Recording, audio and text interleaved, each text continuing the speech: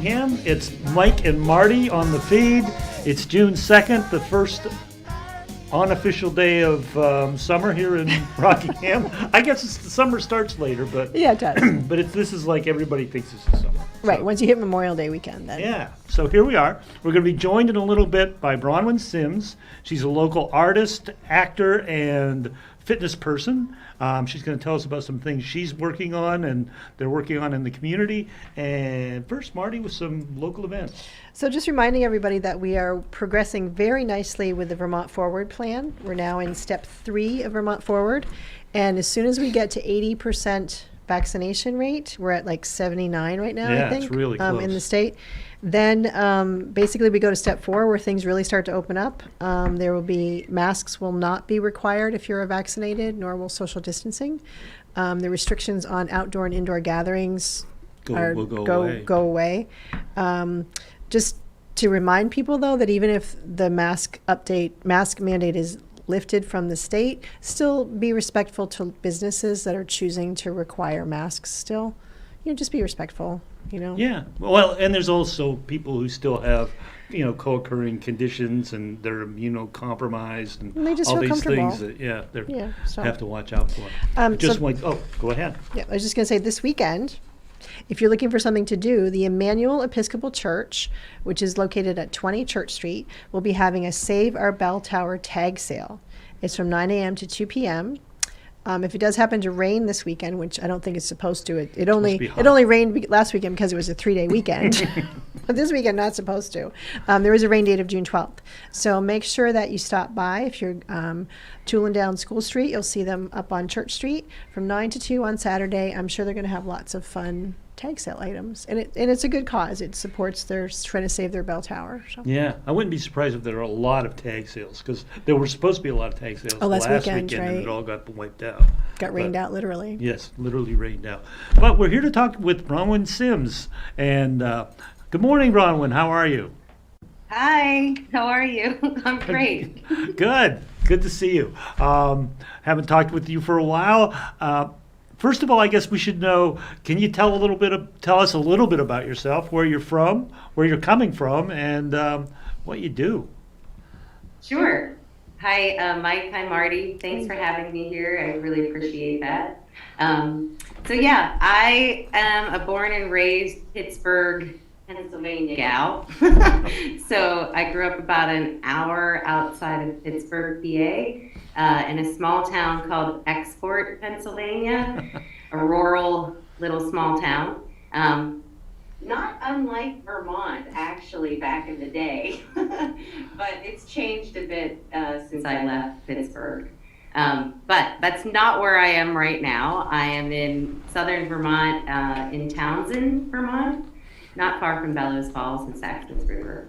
And I do many things. I am a fitness yoga instructor. I have my own business called Just Move Yoga and Fitness. And I teach yoga, aerial yoga. I've also taught aerial acrobatics and acrobatics, gymnastics, things like that. And I also consult people with personal fitness goals, running, swimming, and nutrition work. I also work with people on nutrition. And I'm also a devised physical theater artist. So I know that's probably confusing, but a devised theater artist basically creates theater and art sort of in a different way, in a collaborative way. It's usually done in a slightly less structured format, meaning that you don't necessarily have a play and you've written the play and then you get a director and you cast the actors. It's a little more free form than that. So you have a group of people and you collaborate on an idea, and it might just be an idea. It might not even be in a script format. So there's a lot of improvisation and games and things that you do in order to create the work. But it doesn't have to just be theater either. It could be movement, it could be film, TV combined, whatever sort of tells the story the best. No. So that's sort of who I am. Oh, that's great. among other things. Nice. Yeah, I was curious. I was reading your bio and I was like, I wonder what devised theater artist means. But now I know. So it's more, you go more with the flow and more improv then.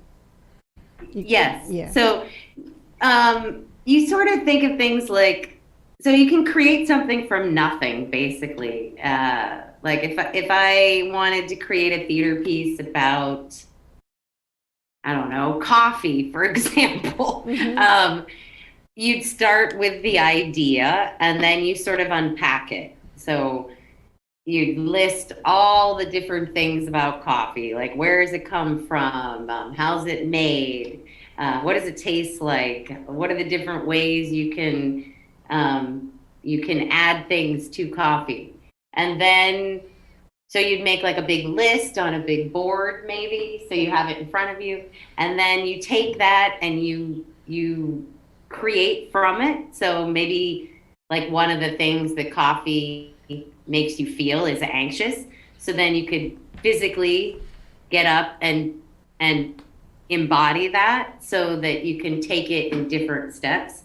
And if you're working in a group, you keep playing with these ideas. So maybe you work with it as movement, and then you work with it as text, and then you put the text and the movement together, and it becomes a short piece of choreography.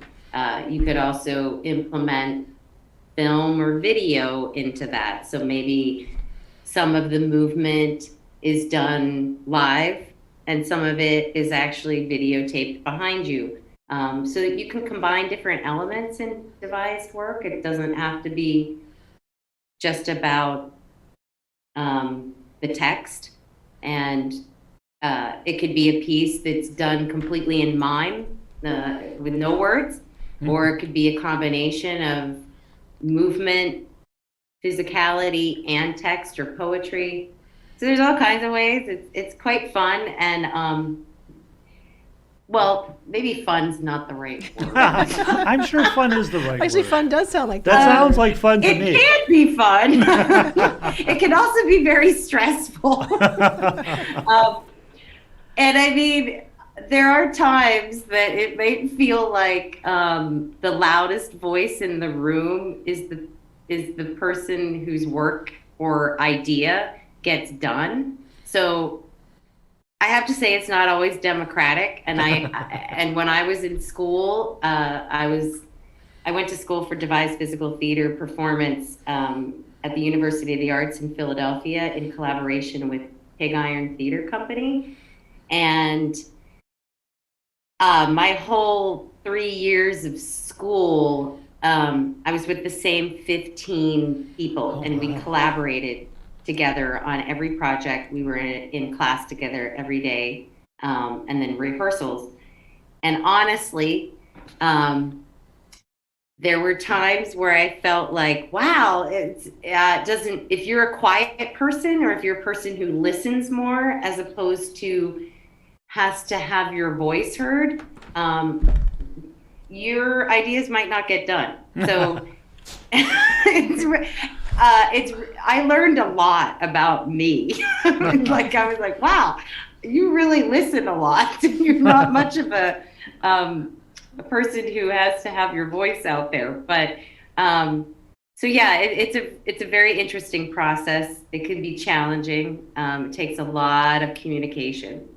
That's an amazing thing to be with the same 15 people for 3 years. That you must have either be the best of friends or the worst enemies by now. Yeah, pretty much, Mike. And I mean, that was the funny thing is that somewhere through that process, I realized I didn't have to be best friends with everybody in the class. And that was really hard for me to sort of acknowledge that, okay, we just need to collaborate together and get along well enough to exchange ideas. And work together physically, emotionally. But it didn't always necessarily mean that I was going to hang out with everybody after school or after class. And that was definitely for me, I think, a challenging thing to acknowledge in myself, that I didn't have to be best friends with everyone. We could hang out or we could do all of our work together and then leave. I also realized how much of a sort of private person I am, or how much of my own space I really needed during that process. Right. But that's really an incredibly important piece of process that you've learned, because especially in today's world, everything seems to be, well, if you're not my best friend and you disagree with me, I hate you. And Right. there has to be some, like you said, some middle ground where we can come together.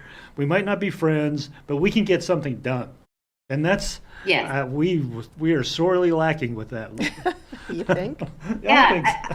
Well, it's true. And and that's why I really feel like right now the idea of devised collaboration, or collaboration in that way, is really important and a great way to bring people back together, especially right now, because exactly what you said is that it's about being able to work together and have conversations about difficult topics, or maybe you have conflicting views, but how do we talk about them in a calm, respectful manner to achieve a certain goal? And that's really important. And Right. I mean, I can't necessarily say that my class always did the best with that.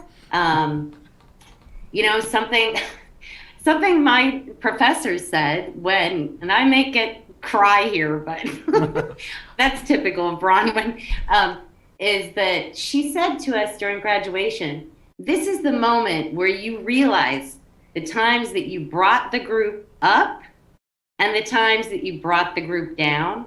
And it's so true, because I could pinpoint in my brain like the times that I brought my class up and the times that I brought them down.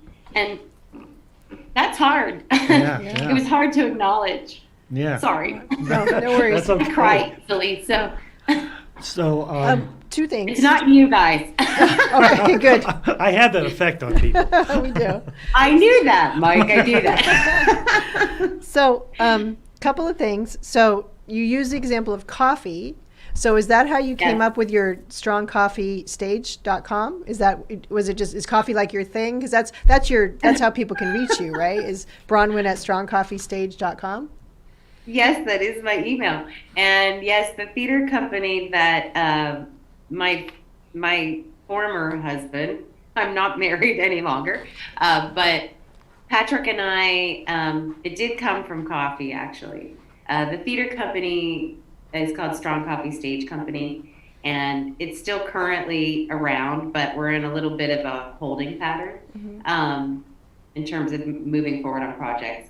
But the way the name came about was we were on a retreat doing this theater improv workshop for like a week, and it was in the Catskills, and so we were camping, and it was really early when we would have our first class, and so it seemed like the coffee should be strong because it's a bunch of actors who probably were up late the night before partying or hanging out at the bonfire or whatever. Not necessarily that I was doing that all the time, but in the morning, we would go to the cafeteria or the cabin that had the food and the breakfast, and the coffee was never strong enough. So Patrick and I were like, wow, this coffee really needs to be stronger because it's not waking us up for class. There you go. That's So, perfect. in and amongst there is when the idea came to have our own theater company. And yes, it was specifically based on coffee. My other comment was, it sounds like this type of theater would appeal to, say, someone doesn't see themselves as having acting skills or choreography skills, or maybe they just don't know what skills they have. So it seems like it's a somewhat safe way to test the waters because you're collaborating. You didn't have to learn lines. You didn't have to, all the things that might make people nervous about acting. It seems like it's kind of more of a thought process and you bring your skill set to it. It just, I don't know, that thought intrigued me. Yeah, so Marty, what you're saying is exactly in line with about devised theater, is that in the group, whoever you're collaborating with, even if it's a solo piece that you're creating, your collaborators can be the technical people that you're working with, the lighting designer, the set designer, or whatever it is, because they still have a voice in the process. And the important part of devised theater and collaboration is that everybody has a voice. You may have one person who is the outside eye or the quote unquote director, but it doesn't necessarily mean that they have the final say. It's always a conversation, but you do need to have that outside eye as someone who is putting the whole picture together. But it allows each individual in the collaboration to go from their strength. So, for example, if you have in a group of collaborators, someone who's an opera singer and someone who is a carpenter and someone who is really good at poetry or choreography, then those individuals might lead a session of improvisation based around whatever your topic is. So we were talking before we went on the air about, well, if your devised idea starts with the idea of coffee, as you're going to create a theater piece or you're going to create a performance piece about coffee, each individual could come forward with their strength to propose a workshop of how we can work with coffee, the idea of the prompt as coffee in movement, or the prompt as coffee in poetry. So you can keep doing that. Mm-hmm. I'm just using coffee as the prompt. Yeah. The prompt could be structure, anything. right? The prompt could be social justice. The prompt could be incarceration. It could be anything. But what's cool is that all of the artists or people in the collaboration have a voice and can start with their specialty as something to offer the group and then move from there. Yeah. So Hopefully I explained that. yeah, that's great. So you're starting to work on some projects here locally, right? And I was wondering if you might help us just by sharing some of the different, because I know there's a variety of things. It's not just theater, it's physical and it's movement. And so if you could just share some of the things, like I know what happened this morning. Yes, sure. So I'll start with the more fitness part of myself first, since I do several different things. So I have my own fitness yoga company called Just Move Yoga and Fitness, and we just started a new spring summer session now that the weather's nice, thankfully. So this morning I taught my first yoga class in Wardsboro, Vermont, at the town hall in Wardsboro at 71 Main Street, in case you don't know where it is. And we have a regular class there through June from 9 to 10 a.m. at the town hall in Wardsboro, Vermont. And it's a slow flow yoga class, which is just basically means there's a little bit of vinyasa flow. We do a lot of standing postures, and it moves slowly with your breath, and you can always rest at any point. And that's a class that I'll be offering until June 23rd in Wardsboro, and then I'll take a little break in July and then come back to teach there in August and September, assuming that we can still do indoor practice. And that is an indoor class. I also offer a virtual class on Zoom that I've just started on Thursdays. And that class is on Zoom, virtual, just like this. And that class goes from 9 to 10:15 a.m. It's also a slow flow yoga class.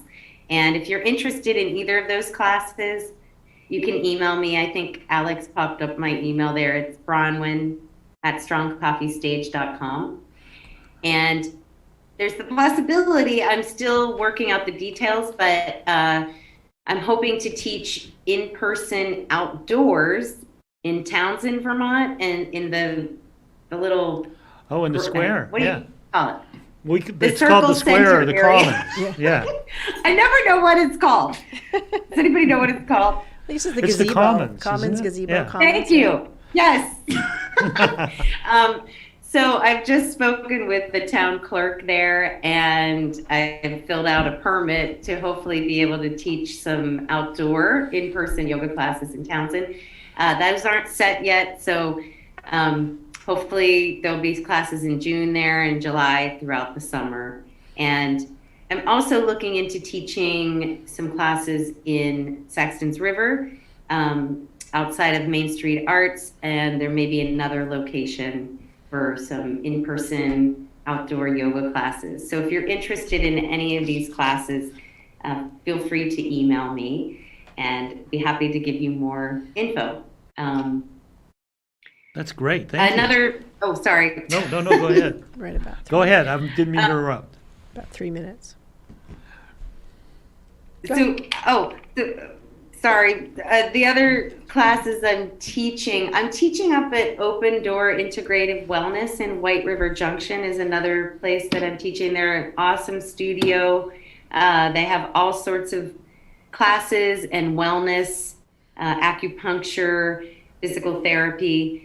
And I'm teaching on June 20th. I'm teaching a kids circus class.